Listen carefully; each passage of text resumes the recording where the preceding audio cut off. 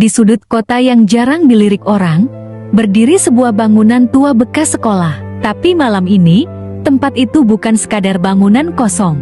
4 anak muda dengan mimpi besar dan modal kecil memutuskan untuk mengubahnya menjadi sesuatu yang katanya menyeramkan.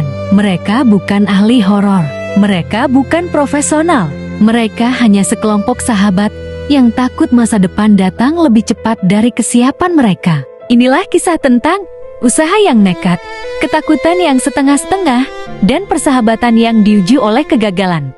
Ruangan sempit bekas sekolah terbengkalai penuh kain kafan kotor berserakan. Bonnie, Boris, Bin, dan Aoki sedang bersiap.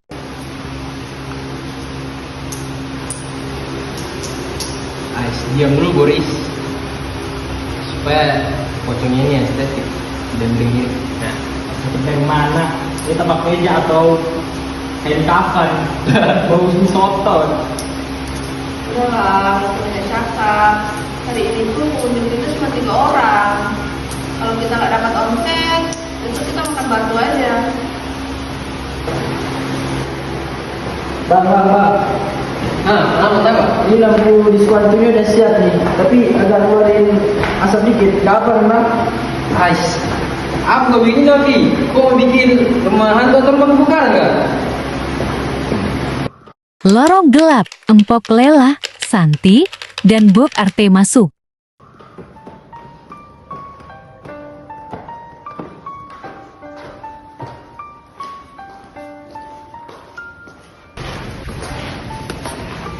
Aduh, ini tempat apa sih? Kok bau apek begini? San, ini beneran tempat hits yang kamu bilang? Katanya sih gitu, Mak. Tapi kok vibes-nya kayak bidang gila sih. Aduh, Mpok, perasaan saya nggak enak nih. Jantung saya tiba-tiba koplo.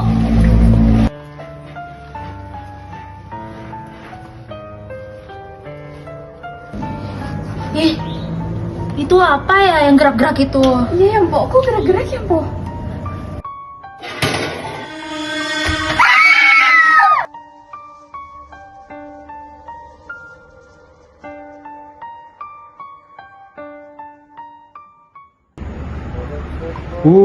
Pergi kalian dari sini. Mas Pocong, itu sendermer swallow,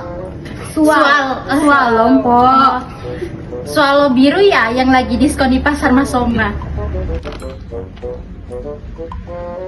Loh, kok ibu tahu? Maksudnya, mati kalian. Bonnie dan Bin memperhatikan dari jendela. Aoki salah pencet tombol efek suara.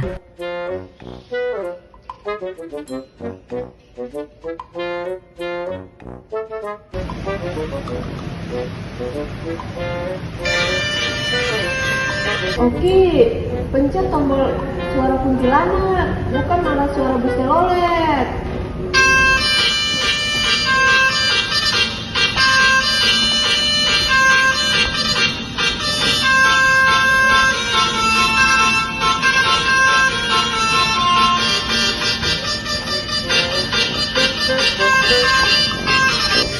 Aduh, rusak citra horor kita. Ini rumah hantu apa terminal Manggoro? Saya nggak kuat, ada pocong joget, saya mau pingsan. Bonnie dan Bin lari keluar, pura-pura jadi dukun pengusir setan untuk menyelamatkan situasi.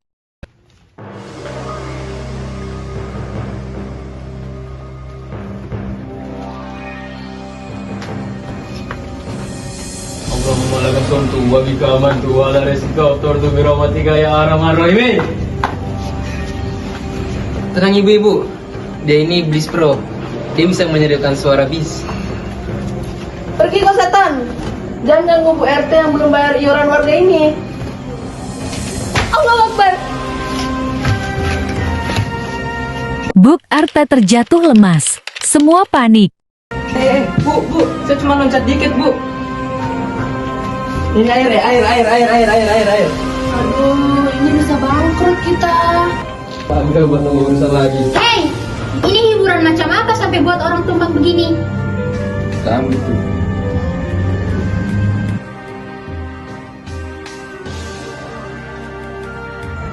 Saya masih di dunia ini. Masih, Bu, masih. Maaf ya, Bu. Tidak ada maaf. Uangnya kembali sekarang.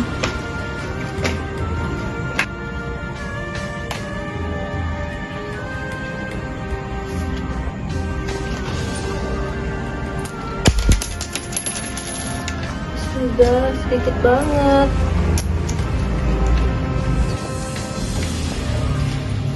Bu, maaf, hanya ini semua uang kami.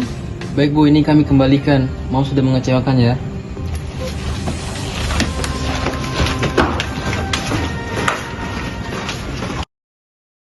Keesokan harinya, Nol, hari ini tidak ada pengunjung. Di grup warga sudah bilang kalau rumah hantu kita ini gagal. Nggak ada seram-seram yang kita kemarin. Sebenarnya saya cuma pengen kita itu punya sesuatu yang lurus. Ternyata yang kita buat ini cuma bakar kawan saja.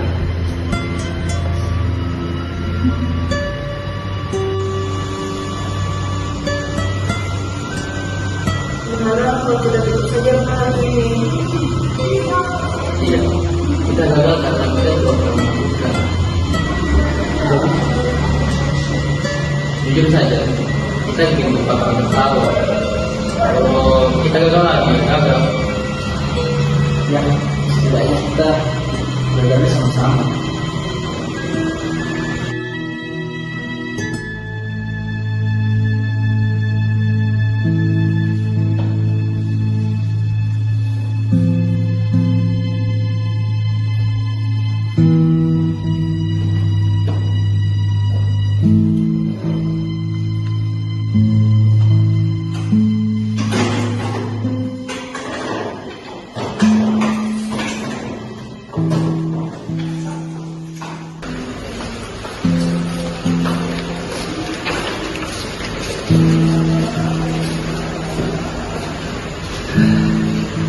Rumah hantu budget mungkin bukan tentang seramnya, tetapi tentang kita yang tetap bertahan.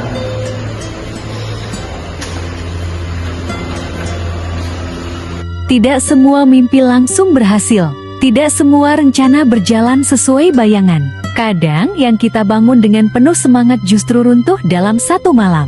Namun dari kegagalan itulah kita belajar bahwa keberanian bukan tentang tidak takut, tetapi tentang tetap berdiri setelah merasa malu.